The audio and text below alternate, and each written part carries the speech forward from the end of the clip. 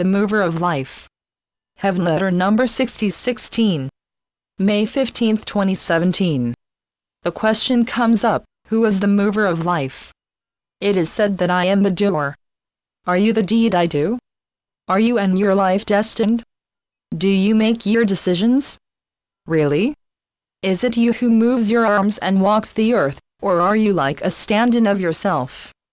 Sometimes you may even feel non-existent and needless and reasonless, and out of your element and unknown to yourself.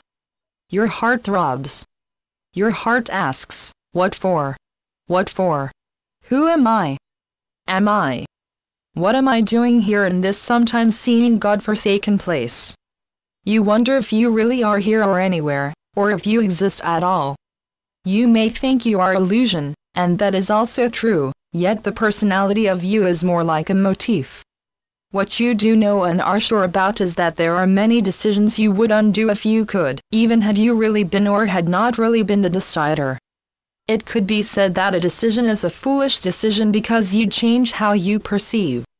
You would take away or redo something you would wish to, yet you can't quite because the past is no longer even if it ever was.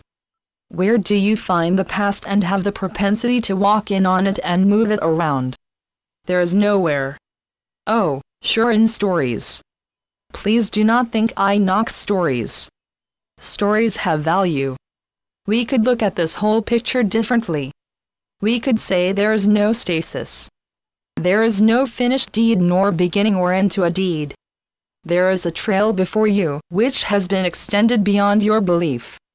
There are also my eyes to look into where you can look deeply and see yourself rising and melting as you embody the world along with the light of God, which is the very light of yourself. In life, you cook a soup without a recipe, yet there is a God who embraces you and points the way, yet you are not always sure. Even when you are sure, you may miss a cue. You do not always know what is good and right even after the supposed fact. An apparition may change before your very eyes and change back again. It is not that you are to be forgiven for deed or thought, or forgiven for anything at all, for who among my children dares to judge or trudge where I do not go? What is simple may not be so simple. What is complicated may not be so complicated. You have an idea.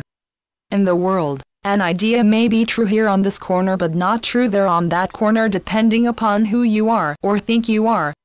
The world is situational and sometimes without a leg to stand on, yet there it is, the world hoisted and foisted in front of you. What does all the world thought about and what does it matter? Yet it matters, sometimes overmuch.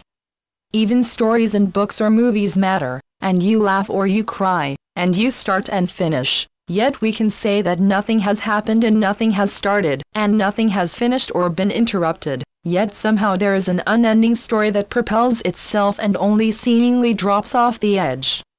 Sometimes life seems near, and sometimes life seems far. Sometimes life seems in your reach, and sometimes you can't even see it. At the same time as you may mourn, life is great, and you are in the midst of an unparalleled opportunity that bears a one-syllable name, life, that can also be called a miracle, really, an unprecedented miracle knowing no bounds. Channeled by Gloria Wendroff. Heavenletters.org